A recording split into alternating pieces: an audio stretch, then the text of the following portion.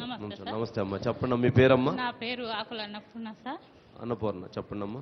అది మాకు 5 ఎకరాల భూమి ఉంది సార్ ఇక్కడ కొత్త రింగ్ రోడ్డు దగ్గర.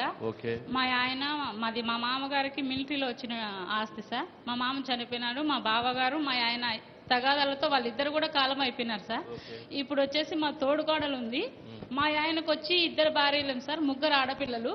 ఆ భూమి మొత్తం పెద్ద భార్య బిడ్డ దగ్గర ఒక పాపే, ఇంకొక పాపకి సంబంధం లేకుండా ఒక పాపతోనే పెద్దరెడ్డి రామచంద్రారెడ్డి వాళ్ళు రాపించుకున్నారు సార్. పెద్దరెడ్డి రామచంద్రారెడ్డి గారు రాపించుకున్నారు సార్. ఆయనే రాయించుకున్నారు. మాధవరెడ్డి మాతో చెప్పినాడు సార్. మేము అక్కడికి పోయినాము. అప్పుడు ఆపరేషన్ జరిగినప్పుడు నాకు కొంచెం కాలు ఆపరేషన్ బాగలేదు సార్. పోయి అక్కడ సదర్ కడతా ఉంటే నాకు ఇక్కడ నుంచి మా చిన్నాయన ఫోన్ చేసి, అమ్మ ఇట్లా జరుగుతోంది ఇడికంటే, నేను అప్పుడప్పుడు నడవలేని పరిస్థితుల్లో ఆటో తీసుకొని వెళ్ళాను సార్. కడప నుంచి ఆటోలోనే వచ్చాను. పోతే సదరకర్త ఉన్నాడు, ఆయన లేడు. ఎవరు సార్ ఇది? మాది కోర్టులో, మీ ఫ్యామిలీలే కోర్టులో తగాదా ఉంది సార్. ఆల్రెడీ కేసు నడుస్తూ ఉంది కోర్టులో. మీ కోర్టులో కేసు ఉంది, మీకు ఎవరు అమ్మినారు, మా భూమి ఎందుకు మీరు ఇట్లా సదరకట్ట వేస్తున్నారని నేను అడగడంతో, ఇది మీదెక్కడమ్మా, పెద్దరెడ్డి పెద్ద ఆయన ఆక్రమించుకున్నాడని మాధవరెడ్డి, నేను అక్కడ నిలబడినట్టే ఎవరో ఫోన్ చేస్తే మాధవరెడ్డి వెనుకలు వచ్చినాడు సార్. వచ్చి మీదేం సంబంధం, ఇక్కడ మాట్లాడుతున్నారు, ముందు ఈ భూమిలో నుంచి అట్లా పక్కకు రండి, రోడ్డు మీదకి మాట్లాడదామన్నారు సార్. ఏం సార్ ఇక్కడ అన్న ఏంది, ఇది సదరగడుతున్నారు, మమ్మల్ని పక్కన రమ్మంటున్నారు, అసలు మీరెవరు, ఇది చేసేది ఎవరు అంటే, ఇది మాది భూమి, ఓకే కేసు జరుగుతోందని మేము చెప్తే, ఆయన అన్న మీది ఎక్కడుందమ్మా, పెద్ద అయింది ఎప్పుడు అంటే, నేను ఇక్కడ సబ్ కలెక్టర్ రాయచోట్లో ఆఫీస్లో సబ్ కలెక్టర్కి లెటర్లు పెట్టుకున్నాను సార్. మదనపల్లిలో సబ్ కలెక్టర్ పెట్టుకున్నాను సార్.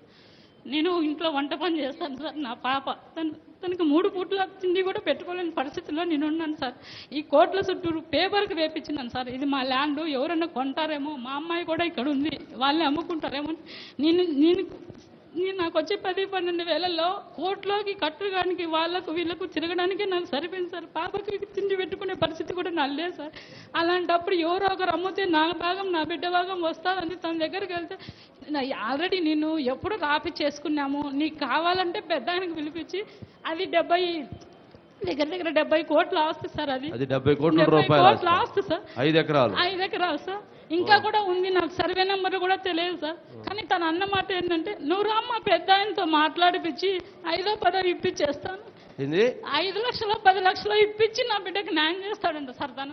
మీ భూమి 70 కోట్ల రూపాయల భూమి, వాళ్ళు రిజిస్ట్రేషన్ చేసుకుని మీకు 5 లక్షలు అది ఒక అమ్మాయితోనే రాపిచ్చేసుకున్నాడు సార్. అది 2,40 లక్షలకు రాపిచ్చేసుకున్నాడు సార్.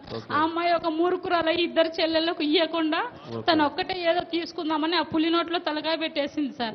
ఆ పాపకి ముట్టింది కూడా ఏం లేదు. 70 కోట్ల ఆస్తి అయితే ఆ పాపకు వచ్చింది 1,70,00,000 మాత్రమే ఇప్పటికి ముట్టింది సార్. ఆ వచ్చిన డబ్బుతో అమ్మాయి తిరుపతిలో హాస్పిటల్ పెట్టుకొని వాళ్ళు బతుకుతున్నారు సార్. నేను చిన్న భార్యను, వాళ్ళ పెద్ద భార్య బిడ్డలు ఇద్దరు, ఒక అమ్మాయి బీటెక్, ఒక అమ్మాయి డాక్టర్ సార్. నా పాపే చిన్న పాప సార్. నాకు చదువు కూడా లేదు సార్. ఏమంటారమ్మా, కలిసారా పెద్దరెడ్డిని అయితే 2 సార్లు రామచంద్ర మాధవరెడ్డి నన్ను ఫోన్ చేసి ఏమన్నాడంటే, రామ్మ పెద్ద ఆయనతో మాట్లాడతామంటే, సార్ అది అంత ఆస్తి కదా, ఆ అమ్మాయికి ఎంత అమ్మినారు, ఎంత తీసుకున్నారు, నాకు ఎంత ఇస్తారంటే, ఏం అన్యాయం చేయలేమ్మా, 5-10 ఇస్తాను. నేను ఫోన్లో ఏడ్చినా సార్. నేనేం అడక్కదినేదాన్ని కాదు, అది నా మొగుడు సొమ్ము, నా బిడ్డకి రావాలి, మా మామగారు ఆస్తి వస్తే నాకు న్యాయంగా ఇవ్వండి, లేదంటే 5-10 అయితే నాకు అవసరం లేదు, నేను ఇప్పుడు ఎలా కష్టపడి బతుకుతున్నాను, అడకది నేను బతుకుతున్నా అని చెప్పి ఏడ్చి ఫోన్ పెట్టేస్తున్నాను సార్.